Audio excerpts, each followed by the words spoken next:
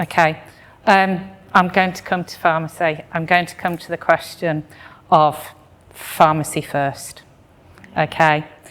Great. You know I have thoughts on this one.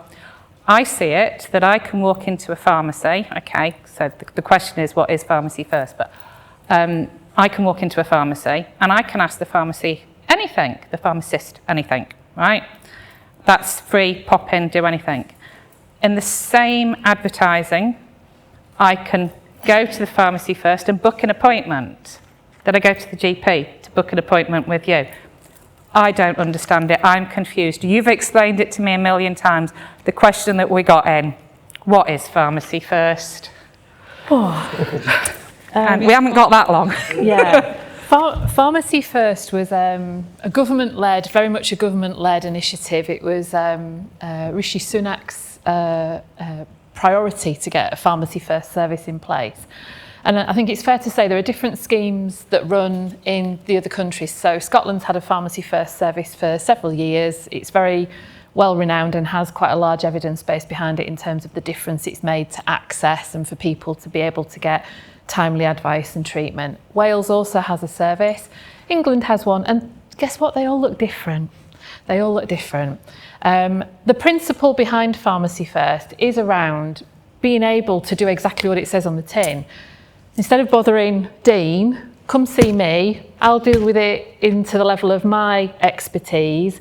I'll be able to give you either some reassurance, some self-care advice, and for certain things within Pharmacy First, we're now going to let pharmacists be able to give you some prescription-only treatments. But that's all tied up within really, really tight frameworks to keep everybody safe, make sure that we don't cause a massive problem giving antibiotics out willy-nilly. So that was the general gist of it. The execution of it leaves a little to be desired. And I'm not going to be politically correct now. The communication out to the general public about it, let alone the profession who were expected to pick this up with a month's notice, was pretty lacking and still continues to be lacking. To sum it up, there are 7 conditions that you could just walk into the pharmacy and ask to be seen under Pharmacy First. But each of those conditions has different criteria attached to it. So if you've got an earache, for example, if Fran has earache, you don't bother coming to see me because I can only see you if you're aged between 1 and 17. So I can't see you as part of that service and be paid for that. So that sends you straight off to bother Dean, okay? There are 7 conditions that you can walk in and ask for that advice for, but you have to remember which bits you fit into. And this is why sometimes we'll get queries that'll say, well, I went in and asked about, a sore throat, but I couldn't be seen. Well, it's probably because you haven't fit one of the eligibility criteria that the pharmacist is so tightly bound by. The other part of the service is that other places can refer into the pharmacy for them to have a chat with you and consult with you about any minor illness. So whether that be a verruca, athlete's foot, an itchy patch of skin, but you can't walk in to see me for that and I wouldn't get paid for it. You've got to go to Dean or you've got to go to A&E or an urgent treatment centre, and they'll then send a formal referral into the pharmacy. Kind of see where it falls down a little bit. But again, it all comes down to, this is I suppose the fear factor of what would happen if they opened it up and what would that do to the budget. We all know the NHS has got a defined budget. It's not a bottomless pit. So a lot of these controls have been put in there. Number one, to keep people safe. So to make sure we don't get rogue pharmacists doing things that they don't have the competency to do. But also, a lot of it is about financial control and being able to define the spend for Pharmacy First. They've then put caps on the number of consultations that a pharmacy will get paid for per month. So you're disincentivising, you're giving in one hand and then you're disincentivising with another. I'll go on record, it's completely ridiculous and it needs overhauling. This could be something we could make a really big difference with. And if Wes was sat here now, I'd be badgering him to death about it because, but it is one of the most simple things, and it would help so many people out there where we've got areas where there's huge health inequalities. Pharmacy is generally within a 20-minute walk of most people of where they live.